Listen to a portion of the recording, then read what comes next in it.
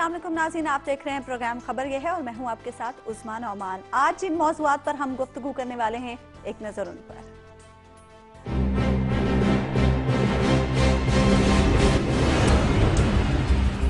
पाकिस्तान में 6 साल बाद बैनुल-अक़वामी क्रिकेट की वापसी, क्रिकेट दीवानगी उरूज पर।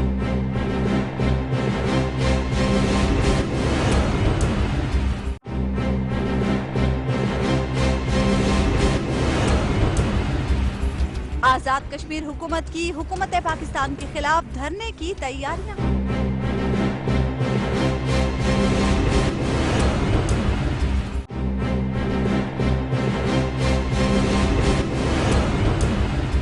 सानहे सफूरा में मुलविस दहशतगर्द मदरसों से नहीं यूनिवर्सिटियों से तालीम याफ्ता, वफाकी वजीर मुतवज्जो हों।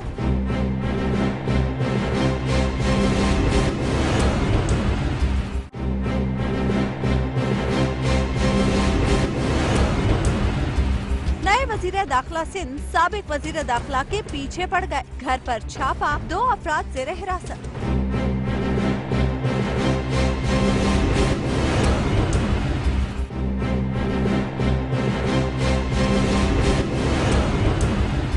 मुल्तान में तो नून लीग जीत गई, केपीके में क्या होगा?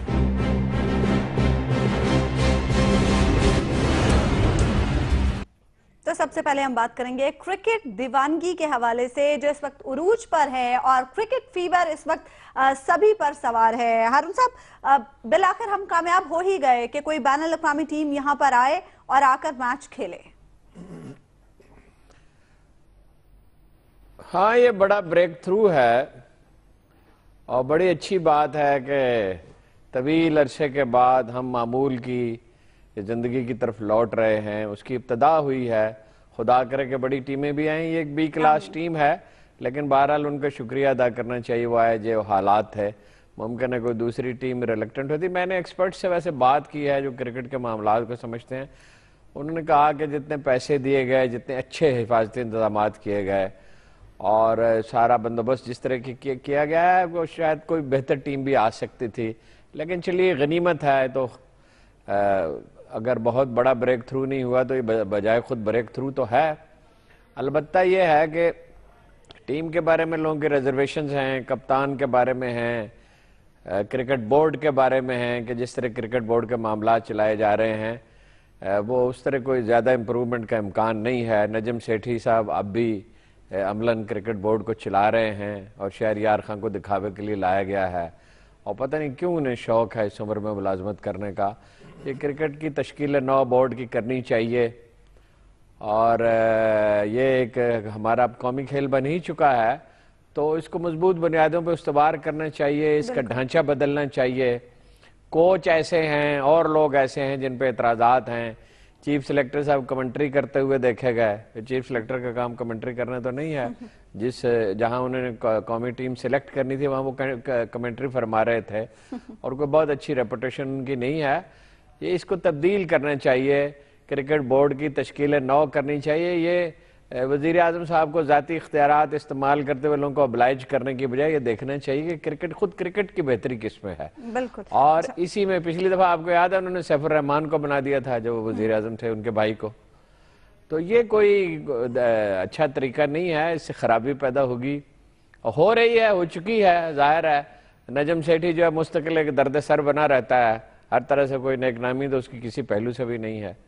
लेकिन बहरहाल ये एक सारी चीज़ों के बावजूद ऑल सेड एंड डन ये एक खुशगवार लम्हा है, इसे सेलिब्रेट करना चाहिए। इसके लिए बड़े मौजू शहर का इंतखाब किया गया है।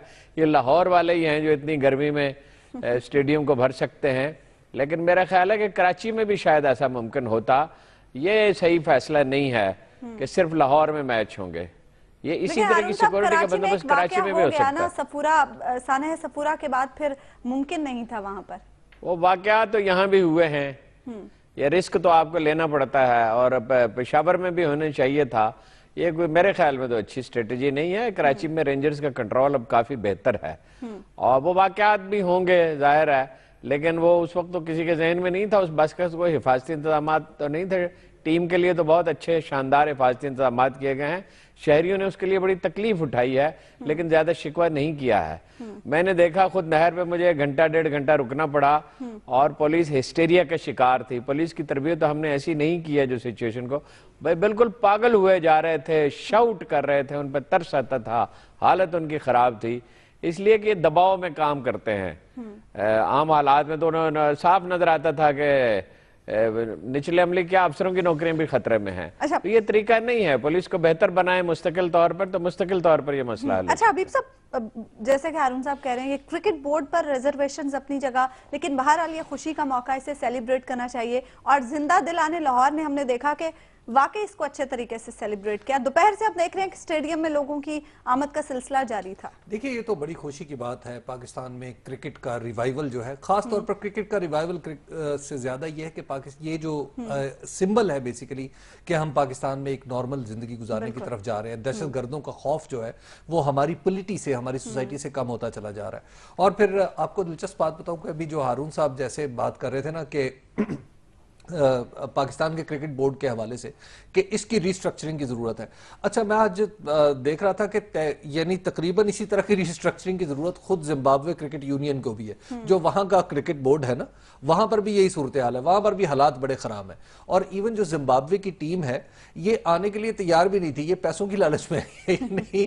پاکستان نے بڑے اچھے پیسے دیے ہیں اور پھر اب آگے ہیں, بڑی اچھی بات ہے. اب یہ لہٰذا اب آگے ہیں, چلے کچھ بھی صحیح, ہمیں اس کا کچھ تھوڑا سا نقصان اٹھانا پڑا لیکن آنا, اور ہمیں اس کا فائدہ ہوگا کہ انٹرنیشنلی ہم بڑی ٹیموں کے سامنے ایک یہ نمونہ پیش کر سکیں گے کہ ہم نے کس طرح اچھی سیکیورٹی کی. اور پھر آج جس طرح ہمارا سٹیڈیم بھرا ہوا ہے, یہ بڑی امپورٹنٹ بات ہے کہ زمبابوے کے جو کپتان ہیں وہ بھی یہ دیکھ کے حیران رہ گئے کہ سٹیڈیم جو ہے وہ اتنا بھرا جا سکتا ہے اور اتنا بڑا سٹیڈیم ایسے یوں بھرا ہوگا. تو میرا خیال ہے کہ یہ آئندہ جو بڑی ٹیمیں ہیں ان کے لیے بھی ایک اچھی انٹائسمنٹ ہوگا کہ وہ بھی پاکستان کو اپنا ایک کھیلنے کا میدان قرار دیں. میں آپ کو ایک دلچسپ بات بتاؤں اسی کرکٹ کے جو زمبابوے کی کرکٹ ٹیم ہے. زمبابوے کی کرکٹ ٹیم نے 2005 میں رضاکارانہ طور پر ٹیسٹ کھیلنا چھوڑ دیا تھا کیونکہ ان کی جو پرفارمنس تھی نا وہ اتنی پیتھیٹک ہو گئی تھی. اور پھر وہاں کے جو کرکٹ بورڈ کے یعنی زمبابوے کرکٹ یونین کے مسائل وہ اتنے پیچیدہ ہو گئے تھے کہ اس میں فوج کو آنا پڑا تھا. تو فوج نے آ کے پھر وہاں پہ پلیئرز جو تھے اسٹرائک پہ چلے جاتے تھے. بلکہ ایک دفعہ تو صورتحال یہ ہوئی کہ پلیئرز اس لیے اسٹرائک پہ چلے گئے 2013 میں پاکستان سے کھیلنا تھا, انہوں نے کہا جی پیسے پہلے دیں گے تب کھیلیں گے. اچھا ایک چیز حبیب صاحب, ان میچز میں دلچسپ بات یہ ہوگی کہ پاکستان جیتے یا زمبابوے, ہمیں شائقین کرکٹ کو اس سے کوئی فرق نہیں پڑے گا. ہمارے لیے امپورٹنٹ چیز یہ تھی کہ یہاں پر بین الاقوامی کرکٹ آ جائے, یہ زیادہ امپورٹنٹ تھا. دیکھیے پاکستان کا جو انٹرنیشنلی جو امیج ہے وہ بڑا تباہ ہوا ہے, خاص طور پر اس واقعے سے جو 2009 میں سری لنکن ٹیم اٹیک کا تھا. اس کے بعد سے ہم اب تک دیکھ رہے ہیں کہ پاکستان کے اندر افغانستان اور کینیا جیسی ٹیمیں آئی ہیں. زمبابوے بھی جیسے بھی ہارون صاحب کہہ رہے تھے کہ بہت کوئی بڑی ٹیم نہیں ہے, لیکن پاکستان کا امیج جو ہے نا وہ انٹرنیشنل میپ کے اوپر اسٹور ہوتا ہوا نظر آ رہا ہے. ٹھیک ہے, بالکل. بیسٹ وشز ہے ہماری ٹیم زمبابوے اور ٹیم پاکستان کے لیے, اور امید کرتے ہیں کہ ان کا یہ میچ بہت اچھا ثابت ہوگا اور زمبابوے کی ٹیم یہاں سے خوشگوار یادیں لے کر واپس جائے گی. ایک بریک لے لیتے ہیں یہاں پر ناظرین, اور بریک کے بعد بھی ہم ڈسکشن کا سلسلہ جاری رکھیں گے.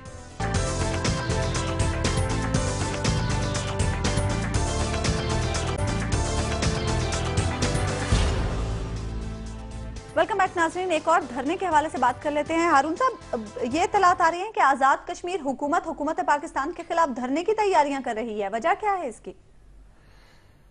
وجہ وہی ہے جو میں نے پچھلے پروگرام میں آپ سے عرض کیا تھا کہ جب تک اس حقدار ملک کے وزیر خزانہ انشاءاللہ کسی غریب کا بھلا نہیں ہوگا, سوال ہی پیدا نہیں ہوتا اور وسائل ضائع ہوتے رہیں گے.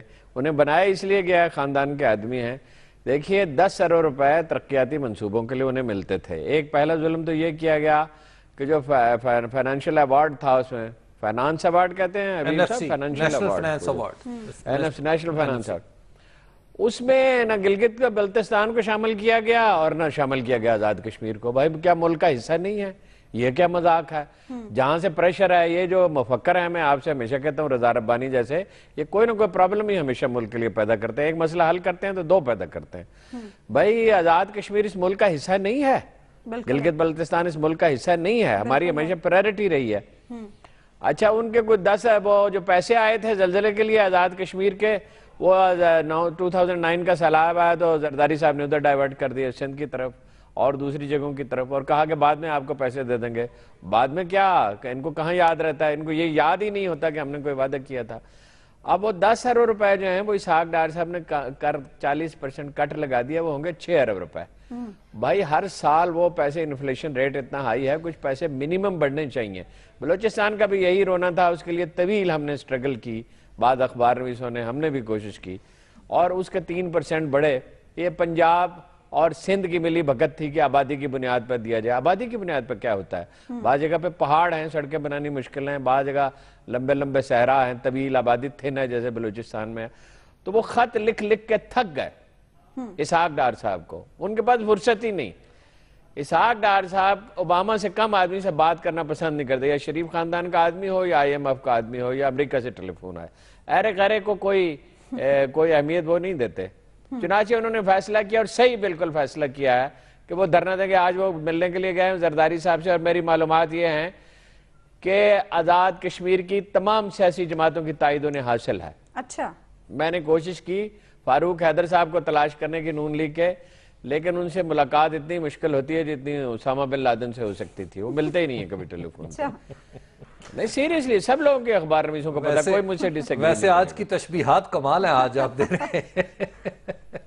نہیں باقی مشکل ہے ان سے ملنا. وہ اپنا میرے دوست ہیں بڑے عزیز، میں بڑا ان کا احترام کرتا ہوں، بڑے آنیسٹ پولیٹیشین ہیں، بڑے فقیر طبع آدمی ہیں، لیکن ملتے نہیں، لاؤبالی بہت ہے. اچھا مگر اطلاع یہی ہے کہ آزاد کشمیر کی ساری پارٹیوں کی تائید انہیں حاصل ہے. انہوں نے کہا کہ ہم گڑ اور چنے لے کے جائیں گے، وہاں جا کے بیٹھیں گے. میں نے کہا ایسی کیا آفت آئی ہوئی ہے، گڑ اور چنے لے کے جائیں گے، ہم آپ کے لیے پانی کی بوتلیں لائیں گے، لاہور سے لیچیاں آپ کو منگوا کے دیں گے، ہم آپ کے ساتھ ہیں، فکر نہ کریں. ٹھیک ہے حبیب صاحب، اس دھرنے سے فرق پڑے گا حکومت کو؟ دیکھیں اس دھرنے سے پہلے کچھ اپنے گریبان میں خود حکومت آزاد کشمیر کو بھی جھانکنا چاہیے. حکومت آزاد کشمیر ایسے لوگوں پر مشتمل ہے جن کی انٹیگریٹی جو ہے وہ شیڈی ہے. میں ذاتی طور پر جانتا ہوں کہ اس حکومت کے بہت سے وزراء نے ایسی جگہوں پہ اتنے مہنگے مہنگے گھر مینٹین کیے ہوئے ہیں سرکاری خرچے پہ کہ بندہ ان کے بارے میں بس سنتا ہے، سوچتا ہے، دیکھتا ہے اور شرماتا ہے کہ یہ کس قسم کے لوگ ہیں کہ جنہوں نے اسلام آباد، لاہور اور کراچی کے اتنے مہنگے مہنگے فلیٹ اور فارم ہاؤسز افورڈ کر رکھے ہیں. یہ جو ترقیاتی فنڈز ہیں ان کا ایک مصرف تو یہ ہے جو میں نے آپ کی خدمت میں عرض کیا. دوسرا یہ ہے کہ ترقیاتی فنڈز حکومت آزاد کشمیر جو ہے، حکومت کا اس میں کوئی قصور ہی نہیں ہے. حکومت کا دیکھیں میں تو کر رہا ہوں آزاد کشمیر والے پہلے یہ بھی تو سن لیں نا کہ آزاد کشمیر کے جو ہمارے منتخب نمائندگان ہیں، اور پھر جو ہمارے وہاں پہ جو جس انداز سے ٹھیکوں پر عمل درآمد ہوتا ہے، جس انداز سے ٹھیکے دیے جاتے ہیں، وہاں 6 ارب ہو، 1 ارب ہو یا 600 ارب ہو، وہاں پر کرپشن اتنی زیادہ ہے حکومتی سطح پر کہ جس میں آپ کو، یعنی اگر آپ خود وفاق میں بیٹھے ہو. آپ کا اسٹیبلش ہو گیا پوائنٹ، تو آپ کا اسٹیبلش ہو گیا، اس کو رب کیوں کر رہے ہیں؟ کرپشن تو وہیں ہوتی ہے نا، پنجاب میں تو ہوتی ہی نہیں. اسحاق ڈار صاحب کا پیسہ ملک سے باہر پڑا ہوا ہے، اس کا تو آپ کو خیال نہیں ہے. نواز شریف صاحب کا باہر ہے. زرداری صاحب کی کرپشن، اصل میں تو کرپشن وہاں زرداری صاحب کی ہے، ان کی ہمشیرہ محترمہ کی ہے، اس کا خیال آپ کو نہیں ہے. وہ بیچارہ ایک چھوٹا سا علاقہ ہے، ان کی مجبوریاں ہیں، تو ان کی کرپشن آپ کو بڑی یاد آ رہی ہے. اور یہ لاہور کے جو وزیر ہیں یہ کیا کرتے ہیں، میں ان کے کرتوت ہیں کسی دن آپ کو بتاؤں، ایک پروگرام اس پہ کر لیں. اور باقی صوبوں میں کیا ہوتا ہے، سندھ میں کیا ہوتا ہے، پھر سندھ کے پیسے آپ بند کر کے دکھائیں یا پختونخوا کے بند کر کے دکھائیں، پھر آپ کو پتہ چلے. یہ تو جو محروم علاقے ہیں ان کا وہ کرپشن روکے نا جی، بجائے کرپشن روکنے کے یہ 2 سال سے بیٹھے ہوئے ہیں نواز شریف صاحب، تو کرپشن روکے نا. اچھا اگر روکیں گے کیسے آپ کو بتائیے. جو اس وقت آزاد کشمیر کا مسئلہ ہے یہ آج پیدا ہوا ہے، یہ کل پھر پیدا ہو جائے گا، اس سے پہلے بھی پیدا ہوتا رہا ہے. اس کے لیے ہمیں اپنا جو لیگل سٹرکچر ہے نا، لیگل فریم ورک، وہ اس پر بھی کام کرنے کی ضرورت ہے. اس وقت جو ہماری آزاد جموں و کشمیر کونسل ہے، وہ جو وزیر اعظم کی سربراہی میں کام کرتی ہے، اس نے عملی طور پر حکومت آزاد کشمیر کو عضو معطل بنا کر رکھ دیا ہوا ہے. یہ جو ہماری حکومت آزاد کشمیر معطل بنا کے رکھا ہے، یہ جو حکومت آزاد کشمیر ہے، اس کے پاس اختیارات ہی نہیں رکھتے. یہ کوئی طریقہ ہے؟ نہیں، کیوں نہیں دیتے ان کو اختیارات؟ 60 سے 70 ارب روپے کے منصوبوں کا نواز شریف صاحب نے اعلان کیا ہے گلگت بلتستان میں، کیونکہ وہاں الیکشن ہو رہے ہیں، اپنی مرضی کا گورنر لگایا، وہاں بڑی سڑکیں بنیں گی صرف اس لیے کہ ان کے آدمی جیت جائیں. موٹر وے آپ کے لیے، میٹرو کے لیے آپ کے پاس پیسہ ہے، پنڈی اور لاہور کو برباد کر دیا، اس کی شکل بگاڑ دی ہے، ہیوج وہ سٹرکچر کھڑے کر دیے ہیں جدہ کی طرح. یہ عربوں کا میتھڈ ہے اور امریکیوں نے انہیں سکھایا تھا، ویزیبل ہونے چاہیے چیزیں. ठीक है, एक मगर ब्रेक ले आजाद लेते हैं यहाँ पे कश्मीर हारून के साहब, और लिए- ब्रेक के बाद भी हम डिस्कशन का सिलसिला जारी रखेंगे।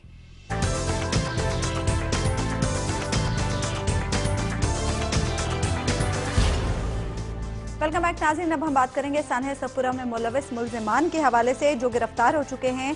हारून साहब, मुल्जिमान आला तालीम याफ्ता हैं, इंजीनियर और कराची यूनिवर्सिटी के तालिब इल्म हैं। ये बताया गया है वज़ीर आला सिंध कायम अली शाह की जानिब से, और ये हम देख रहे हैं कि ये दहशतगर्द मदरसों के पढ़े हुए नहीं हैं, यूनिवर्सिटीज के पढ़े हुए हैं। ये कुछ फर्क नहीं इससे पड़ता है जब ब्रेन वॉशिंग होनी हो। कम्युनिस्ट दुनिया में कैसी ब्रेन वॉशिंग हुई थी, 5 करोड़ आदमी स्टालिन ने मार डाले थे, 1 करोड़ लेनिन ने मार डाले थे। इसी तरह कौमों पे जब दीवानगी तारी होती है माशरों में, 5 करोड़ से ज्यादा रेड इंडियंस मारे गए थे। इसका ताल्लुक तालीम से इतना नहीं होता है अगर जहन सेहतमंद ना हो। देखिए, मैं बारहा ये अर्ज करता हूँ कि अक्ल कभी तनहा नहीं होती, उसके साथ कोई जज्बा जुड़ा होता है, या मुस्बत या मनफी। अगर मुस्बत अंदाजे फिक्र नहीं है, जिसको कुरान मजीद कहता है सच्चाई और सब्र, सच्चाई और सब्र अगर हम आहंग न हो, तहम्मुल न हो, इल्म न हो, शाइस्तगी न हो, तो किसी का भी ब्रेन वॉशिंग हो सकती है, कोई भी जुनून का शिकार हो सकता है। और ये तक लंबी बहस है, ये सदियों से इस पे काम हो रहा है। बाद स्कूल ऑफ थॉट्स हैं, उनके खुफिया अदारे हैं, हमेशा वो इस पे काम करते रहे हैं। फिर अफगानिस्तान का फॉल आउट है, फिर ये जो हमारे लोग हैं, देखिए कल के अखबार में, एक बड़े अंग्रेजी अखबार में एक मजमून छपा हुआ है कि मुसलमानों ने सिकंदरिया की लाइब्रेरी जला दी थी। अब 1400 साल के बाद इसका फैसला और बड़ा तबर्रा किया है। और असल में तो सिंध की लाइब्रेरियों के बारे में लिखा है, मशहूर दानिश्वर हैं कि सिंध में लाइब्रेरियां ज़ाया हुई, वो बहुत सही लिखा है उन्होंने कि सिंध की बहुत सी लाइब्रेरियां ज़ाया कर दी गई हैं। एक हिंदू खानदान की लाइब्रेरी थी बड़ी अच्छी, वो सब ठीक लिखा, मगर शुरू यहाँ से किया कि सिकंदरिया में मुसलमानों ने लाइब्रेरी जला दी थी और मुसलमान उसका दिफा करते हैं। और भाई 1400 साल के बाद ये तय कैसे हो सकता है? मगरब का इल्जाम है। फर्ज कीजिए ऐसा एक वाकया हुआ था, तो मुसलमानों की तो सारी तारीख किताब के साथ मोहब्बत पे से इबारत है। दुनिया की सबसे अच्छी लाइब्रेरियां तो स्पेन में बनी, यूरोप में पहली लाइब्रेरियां तो मुसलमानों ने बनाई, और इसकी एक लंबी तारीख है मुसलमानों के। ये 300-400 साल का सवाल है। एक ये जो तबका है, ये जो तबका नफरत पैदा करता है, उसका रद्द-ए-अमल भी है। अच्छा हारून साहब, एक और बात इसमें ये है कि तबका है जो मजहब को एक्सप्लॉइट करता है। उनमें एक मुल्जिम हाफिज भी है कराची यूनिवर्सिटी से, उसने एमए इस्लामियात भी कर रखा है। हाफिज होने से कुछ नहीं होता है, एमए इस्लामियात करने से कुछ नहीं होता अगर वो सही दीन उनको नहीं पढ़ाया गया। जो मुल्ला जो दीन पढ़ाता है वो फिरकावारियत है, उसमें तास्सुब और नफरत है, उससे कोई फर्क नहीं पड़ता। हम देखते हैं खामनाई साहब ने 4 दिन पहले सऊदी अरब के बारे में ऐसे अल्फाज इस्तेमाल किए हैं, मैं कसम खा के आपसे कहता हूं, मैं दोहरा ही नहीं सकता। आई वॉज शॉक, और मैं कई घंटे सदमे की हालत में रहा कि ये विलायत फकी हैं और ये उस आदमी के वारिस हैं जिसने इमाम खमीनी के, जिसने शिया सुन्नी इख्तलाफ कम करने की कोशिश की थी। ये देखिए जो मौलवी है, और दूसरी तरफ ये जो सो कॉल्ड प्रोग्रेसिव है, जो रूस की गोद से उतर के सीधा अमेरिका की गोद में चला गया, इनमें जज्बाती तवाजुन नहीं है। वो लीडरों में जो आखिरी आदमी हमने देखा जिसमें हकीकी जज्बाती तवाजुन था, वो मोहम्मद अली जिन्नात है। चुनाचे उनके कारनामे खीरकुन है। देखिए, सब्र और तहम्मुल की जरूरत होती है, समझने की जरूरत होती है, हिकमत की जरूरत होती है। रसूलुल्लाह ने दुनिया को अपने रोशन किरदार से बदल दिया, लेकिन इल्म और हिकमत से बदल दिया, तालीम से बदल दिया, एक क्लास पैदा की सैक्रिफाइस करने वाली। अफसोस कि ना हम तारीख पढ़ते हैं, ना हमें दीन का कोई फहम है। जज्बाती मौलवियों के हत्थे चढ़ जाते हैं और वो ब्रेन वॉशिंग करते हैं लोगों की। अच्छा हबीब साहब, यूनिवर्सिटीज में इसका मतलब है कि अब यूनिवर्सिटीज में भी ऐसी ही तालीम दी जा रही है? यूनिवर्सिटी से निकलने वाले पर भी आप ये एतबार नहीं कर सकते? नहीं, वो कता कलाम आप, यूनिवर्सिटीज में कोई तालीम दी ही नहीं जा रही। देखिए, सिर्फ सबक रटाए जाते हैं। देखिए, सबसे पहले तो ये बात, एक बात मैं तो हारून साहब की इस बात से 100% मुत्तफिक हूं कि हमारी यूनिवर्सिटीज जो है ना, तो फिर वफाकी वजीर साहब भी बड़े मुतवज्जो निचले हो ना दर्जे इस का साइड स्कूल, पर। और जो फिर हमारे परवेज रशीद साहब हैं, वफाकी वजीर परवेज रशीद साहब जो है, अब उन्हें क्या करना चाहिए? उन्हें अपने अल्फाज वापस लेने चाहिए कम अज कम, कि वो जो मदारिस में जहालत का नारा लगा रहे थे, अब उन्हें पता चलना चाहिए कि कराची में किस किस यूनिवर्सिटी से जहालत के जो पैरोकार हैं वो पैदा हो रहे हैं, और उन्हें अपनी यूनिवर्सिटियों पर भी तवज्जो करनी चाहिए। जो मदारिस के खिलाफ बनकारने वाले हैं, अब उन्हें यह भी समझ में आ जानी चाहिए कि जनाब ये मामला सिर्फ मदारिस तक महदूद नहीं है, बल्कि पूरे मुल्क का एक ऐसा मसला है जिसको दुरुस्त करने के लिए हमें एक हमागीर अप्रोच की जरूरत है। देखिए, दूसरी बात यह कि हमारी यूनिवर्सिटियों یونیورسٹیوں میں خاص طور پر جو سرکاری یونیورسٹیاں ہیں ان میں اصلاحات کی بڑی اشد ضرورت ہے. ان میں انہیں ہم نے 18ویں ترمیم کے ذریعے بالکل مادر پدر آزاد کر دیا. ان یونیورسٹیوں میں میری رائے یہ ہے کہ ان یونیورسٹیوں میں جسے کہتا ہے نا ایک ریفارم پیکج لانا چاہیے. حالت یہ ہے کہ کے پی کے میں ہماری کہاں لائیں گے اپنی پوری یونیورسٹیوں میں ہماری آپ جو کے پی کے میں جو یونیورسٹیز کا جو ریسنٹلی ایک قانون بنا ہے اس میں ایک معافی چاہتا ہوں قطع کلام حبیب اکرم صاحب، اس نے ویسے پرویز رشید نے اپنے الفاظ واپس لے لیے. جو بات صحیح ہے نا، دیکھیے یو نو اٹ کہ میں انہیں سخت ناپسند کرتا ہوں، لیکن نہ صرف یونیورسٹیوں میں آپ سے اگری کرتا ہوں پیکج لانے کی ضرورت ہے، یہ جو پرویز رشید جیسے وزیر ہیں ان کے لیے تعلیم بالغاں کی بھی ضرورت ہے. اچھا حبیب صاحب، تو میں آپ کو اس میں عرض کر رہا تھا کے پی کے میں ہم نے جب ریفارمز بھی کی تو کس قسم کی ہم نے کے پی کے میں ایک ابھی ریسنٹلی قانون پاس ہوا ہے شاید ایک ہفتہ پہلے، وہ ماڈل یونیورسٹی کا کہ جناب یونیورسٹی کو ری ماڈل کیا جا رہا ہے. اس میں کیا کیا گیا کہ انٹرنل آڈٹ جو کرتا تھا فائنانس ڈپارٹمنٹ صوبے کا، اسے ختم کر دیا گیا ہے. اب وائس چانسلر صاحبان خود ایک بندہ اپائنٹ کریں گے اور بندہ اپائنٹ کر کے اسے کہا کریں گے چلو تم ہمارا آڈٹ کرو، جو اپنے متحد کو کہا کریں گے چلو تم ہمارا آڈٹ کرو. تو آڈٹ کھیلا کریں گے. یہ ہے یونیورسٹیز میں ریفارمز کی ذوالفقار مرزا صاحب کہتے ہیں کہ انہیں کوئی زندہ گرفتار نہیں کر سکتا، ان کا آڈٹ کون کرے گا؟ دیکھیں جی، ذوالفقار مرزا صاحب جو ہے نا، یہ بات اگر کوئی مولوی کرتا، اگر کوئی صاحب ریش مولانا کرتے تو یقیناً اب تک پورا ملک جو ہے نا یک زبان ہو کر بس شمول میڈیا ان کے اوپر پل پڑتا، انہیں کیفر کردار تک پہنچاتا، انہیں قابل گردن زد نہیں قرار دیتا. چونکہ ذوالفقار مرزا صاحب نے یہ بات کی ہے لہٰذا ہم سب ٹھنڈے پیٹوں برداشت کر رہے ہیں. اب چونکہ نہیں، اس کی وجہ کہ وہ مولوی نہیں ہے، اس کی وجہ یہ کہ اسلام بارش ہیں جی بارش ہے، لیکن وہ جس طرح کے ہیں وہ سارے جانتے ہیں.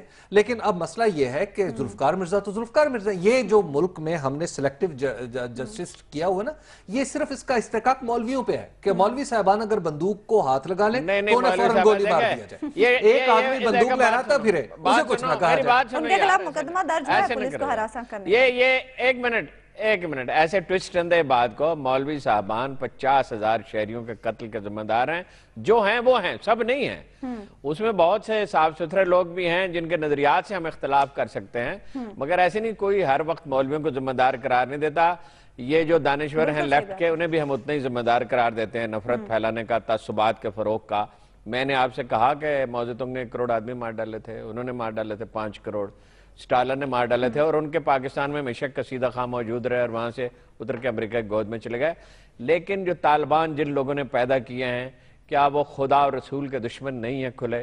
کیا انہوں نے بے گناہ انسانوں کا خون نہیں بہایا ہے؟ مارکیٹوں میں، مزارات پہ، امام بارگاہوں میں، ہر کہیں انہوں نے بے گناہوں کو قتل نہیں کیا ہے؟ مینا پشاور کے مینا بازار میں جہاں صرف خواتین خریداری کرتی ہیں.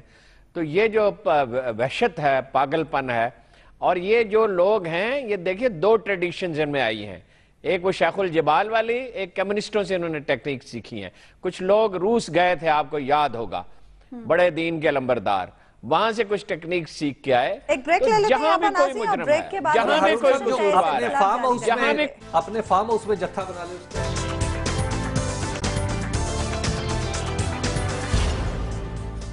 ویلکم بیک ناظرین، اب ہم بات کریں گے پی پی 196 ملتان کے ضمنی انتخاب کے حوالے سے. ہارون صاحب، پی ٹی آئی تو بڑی کانفیڈنٹ تھی وہاں سے جیت کے لیے، تو یہ نون لیگ کیسے جیت گئی؟ نہیں کیا کانفیڈنٹ تھی وہ؟ ہمارے خالد مسعود خان نے اس پہ کالم لکھ دیا تھا، اور ملتان شہر کو جیسا خالد مسعود خان سمجھتا کوئی نہیں سمجھتا، اور اس پہ بڑی ڈیبیٹ ہو رہی تھی. مجھے بھی معلومات تھی، مگر میں نے کہا انہوں نے لکھ دیا، وہ مجھ سے زیادہ جانتے ہیں، اس میں اضافے کی کوئی ضرورت. دیکھیے شاہ محمود بہت ان پاپولر ہو چکے ہیں اور ان کا رول بڑھ گیا ہے پارٹی میں. وہ ہمیشہ آدمی پک کرتے ہیں جو ان کے دھڑے کا ہو. میں کوئی زیادہ سخت لفظ نہیں استعمال کرنا چاہتا. لاہور میں انہیں بھیجا گیا بلدیاتی الیکشن میں ٹکٹ دینے کے لیے، بجائے اس کے کہ وہ وہاں کے لوگوں کو مشورہ کر کے ان سے کہیں کہ آپ خود ہی طے کر لیں. وہاں انہوں نے کچھ لوگوں کے ساتھ بہت ہی توہین آمیز رویہ اختیار کیا کہ تم جاوید ہاشمی کے ساتھ تھے. تو انہوں نے کہا وہ پارٹی کے صدر تھے، ظاہر ہے. جب جاوید صاحب آئے تھے تو آنسوں سے رو پڑے تھے شاہ محمود، آنسوں کے ساتھ میں کہہ رہا ہوں، عمران خان کو روکتے ہوئے کہ وہ ایئرپورٹ پہ ان کو ویلکم کرنے کے لیے نہیں جا، حالانکہ وہ بڑا بریک تھرو تھا. اسی طرح چودھری سرور آئے ہیں تو ان کی حالت خراب ہے. اب وہ منڈی بہاؤدین میں بھی ایک ٹکٹ انہوں نے دیا ہے، سرور کی بھی حالت اور وہاں کے وہاں بھی منڈی بہاؤدین والے سب رو رہے ہیں. جہاں اپنا وہ کہا کہ پنجابی کا محاورہ کہ فلاں کو بھیجو اور موت کی خبر منگاؤ. ہاں جی تو یہ جو جہاں شاہ محمود کا قدم پڑتا ہے اللہ کے فضل و کرم سے وہاں نور ہی نور ہو جاتا ہے. اور جماعت اسلامی کو راہ جاتے خواری مل گئی اس الیکشن میں. ہاں تو نہیں وہ اچھا پھر کیا کہہ رہا ہے کہ وہ انہوں نے اپنی سیٹ ریٹین کیا. بھائی وہ بھی جاوید ہاشمی کی سیٹ تھی, ہاں جی, وہ کیوں نہیں ریٹین کر لی گئی؟ اور ملتان والے یہ کہہ رہے ہیں کہ اب جاوید ہاشمی الیکشن لڑیں, فرض کیجئے ابھی تو خیر خالی نہیں ہے, تو وہ جیت جائیں گے. اس لیے کہ شاہ محمود صاحب بالکل ملنا جلنا کسی سے پسند نہیں کرتے. وہ بھی وہ تحریک انصاف کے اسحاق ڈار ہیں اور ایمبیشس ہیں, شکی اور وہمی ہیں, اور ایمبیشس بہت زیادہ ہیں. تو نہیں صحیح میں بات میں ایک سیدھی فرینک بات کرتا ہوں تو آپ کہتے ہیں جی عروج پہ.